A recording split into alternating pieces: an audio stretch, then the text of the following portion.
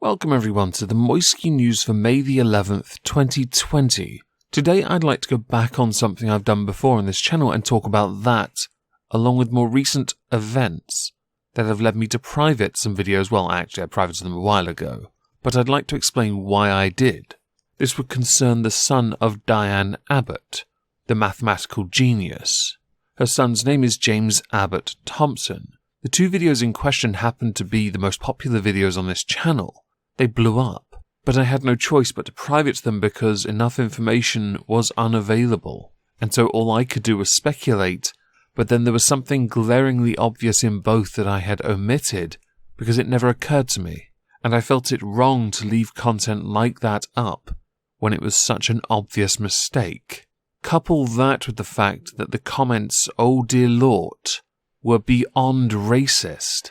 It was actually quite sad.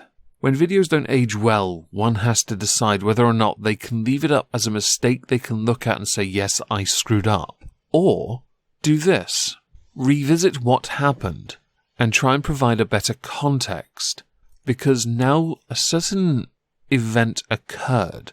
That means all the information is now public. Meaning we are now free to discuss this properly so as to better portray what has occurred and what will happen next.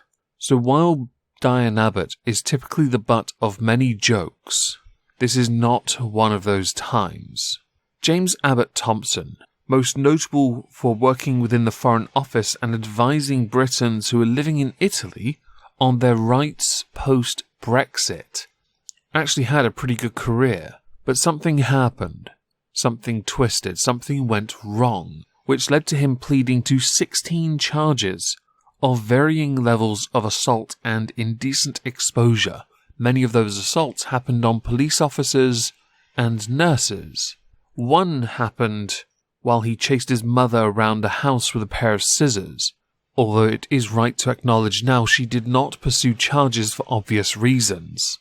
And that particular incident only recently came to light because of the guilty plea. Something I didn't know at the time was that James Abbott-Thompson had been taking something, with a number of experts believing that this is the very thing that led to a spiral and exacerbated other issues he may have already had. After biting a police officer, he was sectioned under the Mental Health Act, and is currently waiting for an interim hospital order while psychiatric reports are prepared. So what did James Abbott-Thompson take that led him down this path?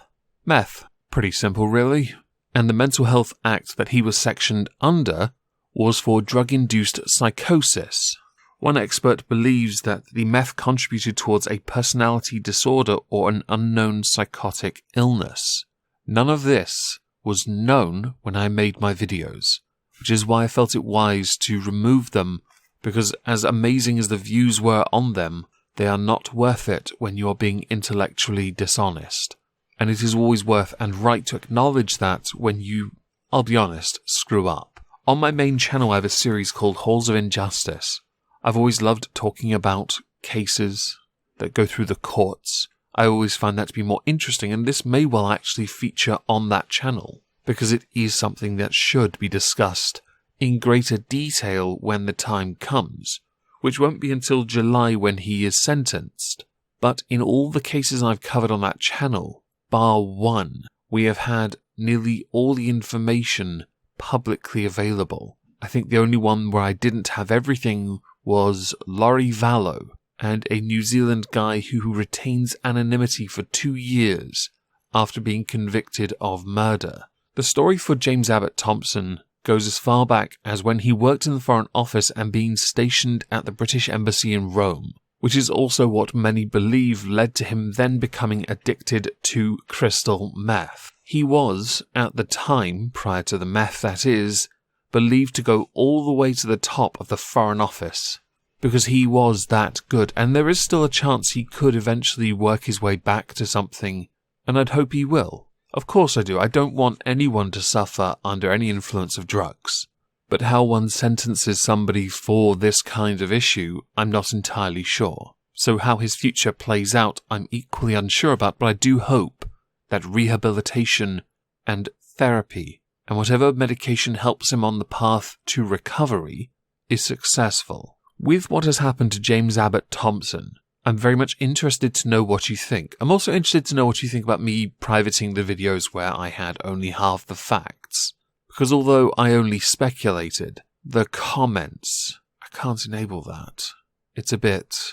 There are certain lines I don't cross. Yeah.